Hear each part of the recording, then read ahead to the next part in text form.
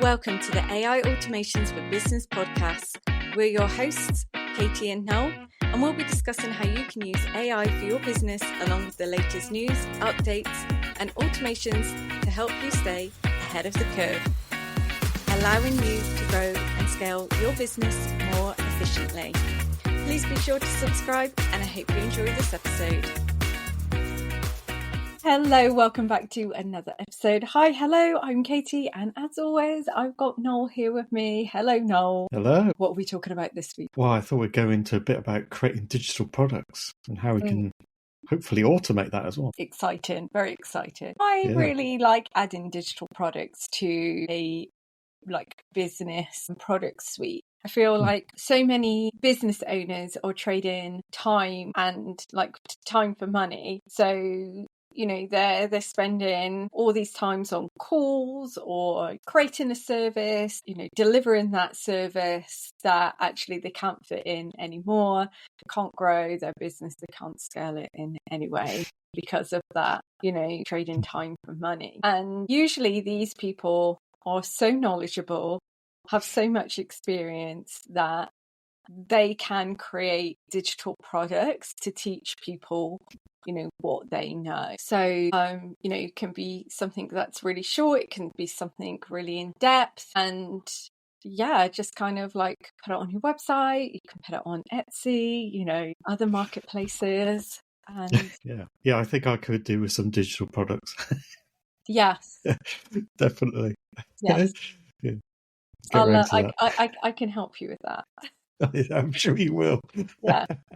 And of course, a lot of people think, well, I'd really love to create a digital product, but I don't have time. So we're going to discuss this in this episode. But before we kind of go into that with the automation and the AI part of it, I just want to say, if you do want to create a digital product and you think you don't have time, I get it, I understand. But if you do really want to do it, just set yourself a deadline. Because if you say, I want to create a digital product, but you have no deadline, then you're continuously going to say, I don't have time, I want to create it. I don't have time, I want to create it. And it goes around in that vicious circle, right? Yeah, definitely. I've been in that circle. Yeah. So set yourself a deadline. Or you can set yourself several deadlines. So it could be I'm going to launch in, 2 months, or I'm going to launch at the end of next month. I'm going to launch in 3 months' time. And then you can even break it down into smaller, goals. So it could be in 2 weeks' time, I'm going to have finalized exactly what my digital product's going to be.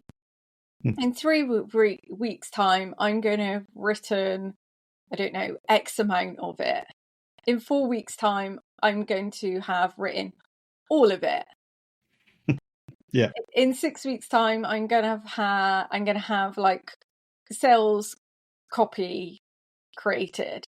So it's these small milestones that actually, just help you break down the whole process of creating that digital product.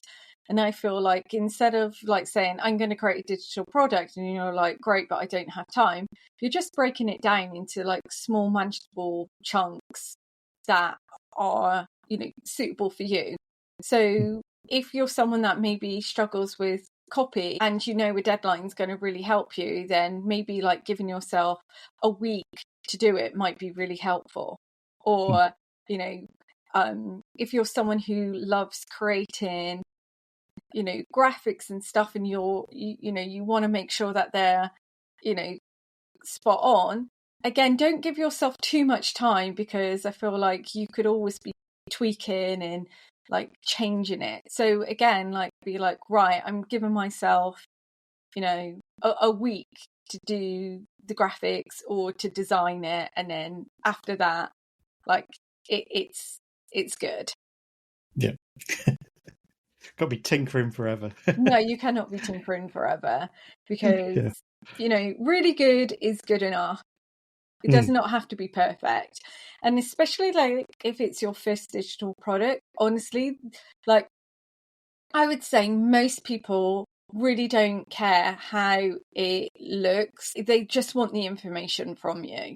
As long as they're able to consume it, it's clear, they can follow it, they can, grab the information that they need in a really easy way. Don't overcomplicate it. Keep it simple. Yeah, keep it simple. Yeah, exactly. Doesn't have to be like all bells and whistles. Like, don't compare as well your first digital product to someone who's like, I don't know, on their 100th digital product. That's really important as well. And, if it's just you, don't compare someone who is creating these digital products and they've got a massive full-time team behind them. And actually it's just like, I want to create a digital project, and then they're telling their team to create all of it for them. So I feel like that's really important as well. It's just like, don't look left and right, just concentrate on what you want to do and what you want to create. Yeah, absolutely. Sounds good. I'm already thinking of what I could create. Okay, maybe we'll have a little challenge, when we'll both agree to a timeline, and we'll create a digital project each. We've got a lot coming up though, haven't we, in the next few weeks? Yeah, but we don't have to have it completed in the next few weeks. No. We could say we could have a digital project to go live at the start of 2026. Yeah, September 2026. Yeah. Gotta give myself some time. Yeah, but you don't want to give yourself too much time. Yeah, because exactly, then you're always putting it off constantly. Very true. Yeah, and you're already like, oh, I've got, I know what I want to create. I've got, different things that I can create. Okay, so why put it off? Yeah, I'm the kind of person that will put it off and then rush it in the last 5 minutes. I also think as well, like if you announce to your audience that, in the new year, I'm going to be launching some new digital products, it also gives you a little bit of accountability. Now, I'm not saying, give people a date. Like, so I wouldn't say, oh, we're going to be launching some digital products on the 6th of January, because things do, go wrong. Some things happen. You could change your mind completely about what you want to create. That often happens. Obviously, nearer the time, you want to start telling people about what is coming, and build up that excitement and that launch period. But I can just say to people, I'm going to be creating some digital products and I'm going to be launching them in January, and that's it. But you've kind of almost given yourself a little bit more accountability for it as well. Yeah, absolutely. Yeah. We also get some idea if people are interested as well.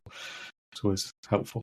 Well, yeah, you want to make sure as well you are creating something that your audience wants. So maybe they've been asking for it. Maybe you've having lots of conversations and you're seeing that there's some gaps in the market, or you've got a unique take on teaching something or a unique way of teaching something. I think that always does really, really well with digital products. Yeah, absolutely. Yeah. Maybe we should try challenge as well for our membership, the AI Business Club. I feel like maybe we should get them in on this challenge as well. So maybe we should put that out to them if they want to come and join us on this challenge, and we all launch something in January. Yeah, sounds like fun. Yeah, it'll be interesting to see what everyone would come up with. Yeah, I think that would be really fun. Yeah, we've got a lot of different people in there, haven't we? Different backgrounds, different businesses, different types of businesses. Yeah, be good. Yeah, excited. Okay, so we've talked obviously about digital products and actually helping you launch it, but let's talk about like how we can use AI in automations to help us with this process. So, Absolutely. no, I will hand over to you with the how. Okay, so there's many ways to tackle it, I guess. There's obviously our old friend ChatGPT that'll do a good job, like especially if you're creating content where there's lots of written content in there, kind of thing. So that can help you plan out the structure, Yeah. and you can work with it and create all that text for you, so you don't have to. But that kind of gets you so far. You could also get to create things in like PDFs, so that could be your downloadable straight away. I wouldn't say it would win any design awards, but if No. if your customers are only looking just for that particular content and they don't care the looks and feels of it, then that would work perfectly fine. Yeah. And I There's a think that's fine. really important as well. It's using ChatGPT to help you rather than to write it, because again, going back to our episode with Lucy Wheeler with the where we were talking about the legal side of AI, it's like, well, if you've not created it, then you don't own it. We will put the link to that episode below. I know we reference it quite a lot, but it's really important. And Lucy's got like a whole module within her legal AI toolkit, talks all about like if you're using ChatGPT to create content, who owns it, because actually do you own it? So that's really interesting. So it's not getting it to create the content for you, it's helping you create the content. Yeah, exactly. Yeah, at least get you 80% of the way there. Yes. Yeah. I guess the other way is getting a bit more into the automation side of things. So if you're wanting to create like a digital product and then have several flavors of the same thing, so it could be like a brochure or a document or whatever that you're putting out, so it would be a different theme for each one. You could like create templates within either like Google Docs, you can even use Google Slides, anything like that. And what we can do in our other favorite tool, make.com, is to get the AI to fill out the different sections within that document. So you can say, well, this document's going to be about this particular product or whatever you want to talk about. Here's all the fields, and it will go off and then pre-populate all of that and then save it straight into Google Drive. That's so cool. Yeah, so it would be done in like a couple of minutes. Yeah, that is awesome. Yeah, I guess the good thing about that is obviously you could create one yourself to start off with, and then use that as like your base template, and then also feed in the text from that document as well into the AI that you've got in that automation, so it understands what it's kind of expected to do. So yeah, you don't want content where it's like a couple of paragraphs and then it just produces bullet lists. And you're like, well, that's not what I want. Yeah. So yeah, giving it examples is always helpful. Yeah, absolutely. Yeah, but it gives you a bit more freedom to make it look nice, especially with things like Google Slides. It works very similar to Google Docs and things like that, but you can definitely get a bit more creative with that, would make it look a bit nicer, which is always good. Yeah. And another way of getting like AI to help you create these digital products is by using a website called PageWheel, which is run by Rachel Miller and Holly Homer, two incredible women in business who I've admired for, about 9 years now. I had the privilege of interviewing Holly on my other podcast, and we're still trying to get Rachel on this podcast, just getting diaries to match up, and she's a busy lady. But yeah, I would love for Rachel to come on and tell you more about PageWheel, but it's really cool. So they've got lots and lots of different templates that you can like edit and make your own, and it creates it within like a few seconds for you. And what's really great about PageWheel is that you can also host your digital product on PageWheel, so you don't have to have your own website that you know. So I know a lot of business owners don't tend to have websites these days, so that's great as well. We'll leave the link so you can check that out in our show notes. But yeah, hopefully we'll get Rachel or Holly to come on our podcast and talk all about it, because it's really amazing what they built and created. Yeah, I've seen it in action. It's pretty cool. Yeah, it's so cool. Yeah. So we've got a couple of options on like how to actually create it. Yeah, I've just thought there's probably one more, and that would be Canva, but with the bulk create. So that allows you to create your base template and then use like a table format to, create all different bits, like different pages or iterations of the same thing, basically. But what you could do with that is, although typing out in a table can take a while, you could get your favorite AI to export everything for you in a .csv format and then upload that into Canva, and then you're done. So that's another quick way around it. Yeah.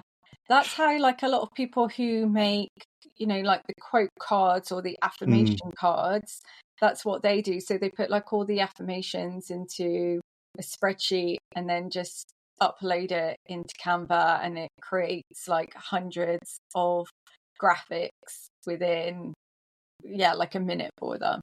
Yeah. That's so cool, isn't it? Yeah, it is. Yeah. I think you could, I'm not sure if the Canva API would allow you to. I think you can download and then you'll be able to post it straight away and stuff like that. So yeah. Canva API is a bit restrictive though. Okay. It could be better. Yeah. Anything else? I think we've covered pretty much every base, I believe. So yeah, I think that kind of gives everyone a good overview as to what we could be doing. And yeah, for me, I'm excited to get started and thinking about creating digital products. I'm quite excited to hear all about them. Oh, cool.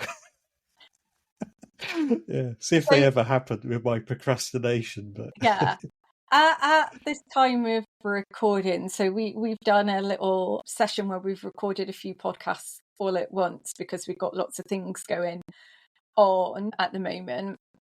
Noel and I are about to take a trip, so like a holiday. So this is mine and Noel's first holiday together since January. And I can already tell that now we've just had this conversation that like he is going to spend the holiday thinking of these digital products. Like he does this to me. He does this to me.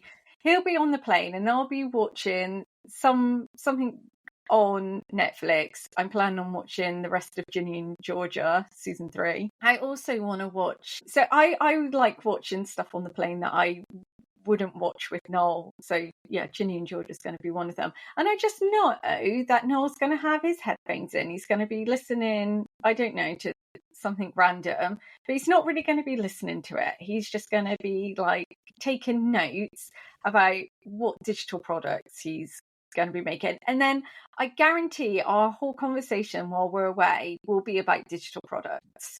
So it won't be that bad. Please send thoughts and prayers to me, everyone.